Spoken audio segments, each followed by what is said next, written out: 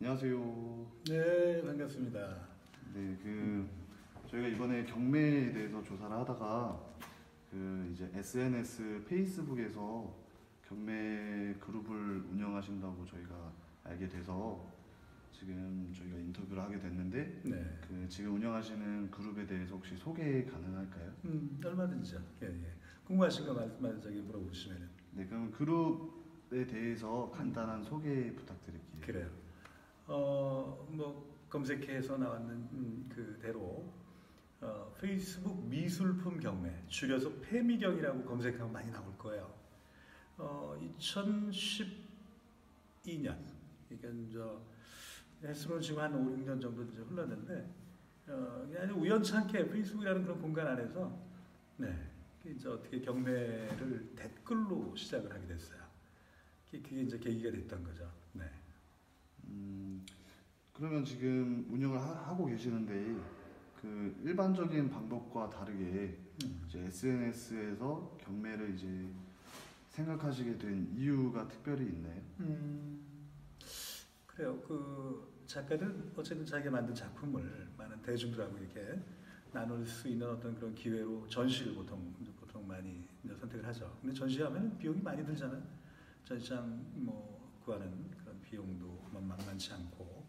그래서 근데 이제 그 페이스북이라는 그런 공간이 많은 작가들이 어쨌든 자기 작품을 이렇게 소개하는 그런 공간으로 또 그 안에서 댓글로 서로 이렇게 소통하는 그런 공간으로 아주 잘 이렇게 쓰여지고 있는 것들이 눈에 들어왔고, 이 안에서 어떤 그 작품이 좀 거래가 될 수 있는 그런 방법이 있지 않을까라는 그런 고민을 했죠.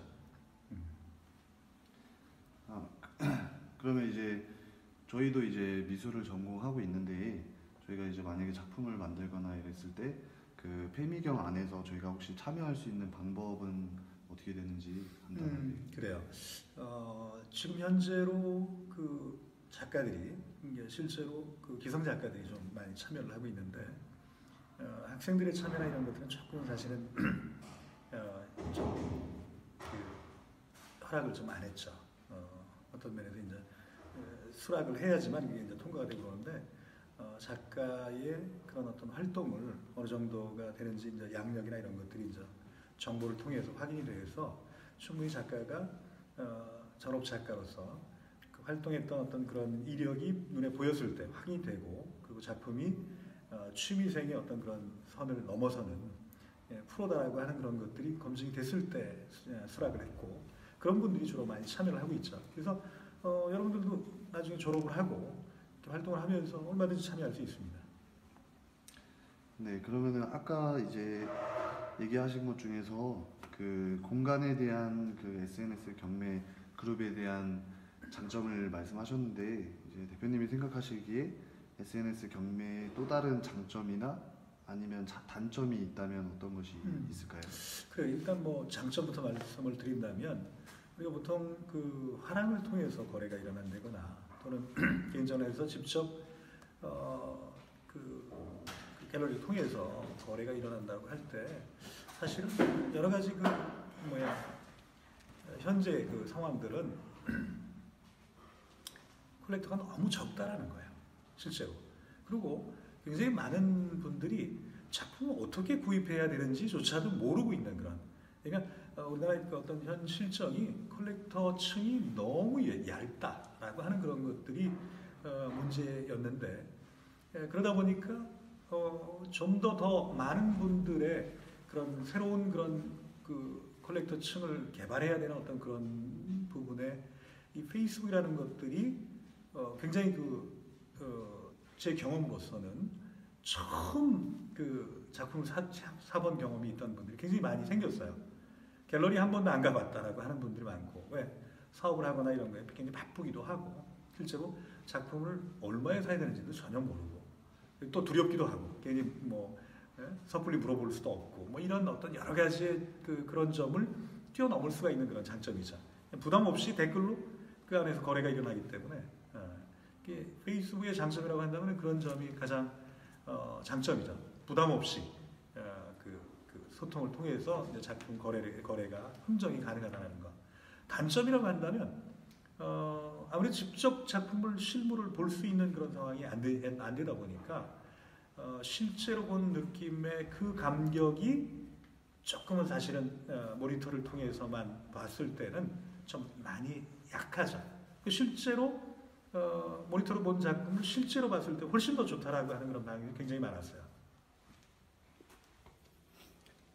그러면 이제 앞으로의 이제 SNS 그런 경매나 이제 운영하시고 계시는 패미경이 앞으로 나아가야 될 방향은 어떻게 될까요? 나름대로 성과가 좋았던 거라고 다들 놀랍다라고 하는 그런 얘기가 나왔던 게 총 한 200점이 넘는 작품이 거래가 일어났고 최고가가 800만 원짜리까지도 거래가 일어났어요. 근데 그거는 이제 저하고 같이 작업실에 좀 작가의 작업실을 좀 같이 가볼 수 있겠나라고 해서 실제로 이제 그 고가의 작품이 거래가 일어났는데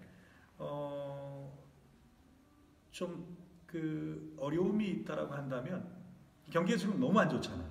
그러니까 오프라인 상에서의 어떤 갤러리도 지금 많이 문을 닫고 있는 그런 곳이 아주 속출하고 있는데 SNS도 역시 마찬가지로 그 전에 작품을 많게는 뭐 20점이 넘는 그런 작품을 구입했던 분들도 사업이 어려워지다 보니까 이 SNS 접속 자체가 어려워지는 어떤 이런 상황들이 벌어지더라고요.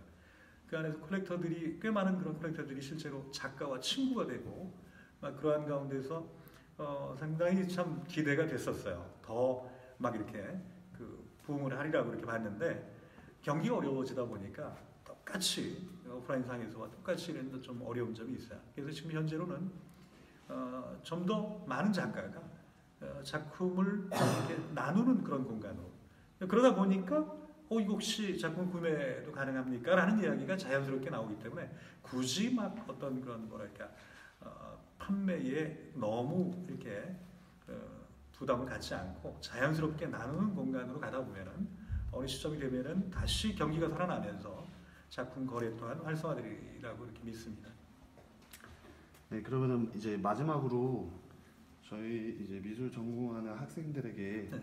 뭐 조언을 해주신다면 그런 얘기를 해요. 작품 거래가 일어나지 않을 이유에 대한 그런 얘기를 할 때 저 같은 경우는 그런 확신이 있습니다. 뭐 저도 작업을 하고 있지만 좋은 작품은 그러니까 누구나가 감동하고 야 정말 좋다라고 하는 그런 그 말로 할 수 없는 어떤 그런 부분들이 있거든요.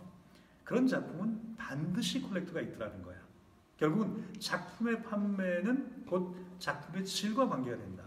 가격의 높고 낮음을 떠나서 정말 좋은 작품을 찾고자 하는 많은 콜렉터들이 사실은 준비하고 있음에도 불구하고 작품의 어떤 수준이나 질적인 문제에서 예를 들어 제대로 준비가 안 된 그런 경우 때문에 작품의 판매가 저조하다라고 저는 그렇게 확신하고 있기 때문에 여러분들이 어쨌든 작품의 질을 높이는 데 있어서 최선을 다한다면 얼마든지 그 컬렉터들은 아마 줄을 서 있다라고 저는 그런 확신을 합니다. 네. 예, 바쁘신데 시간 내주셔서 감사하고요. 인터뷰 여기까지 하겠습니다. 그래, 감사합니다. 예, 파이팅이요. 네.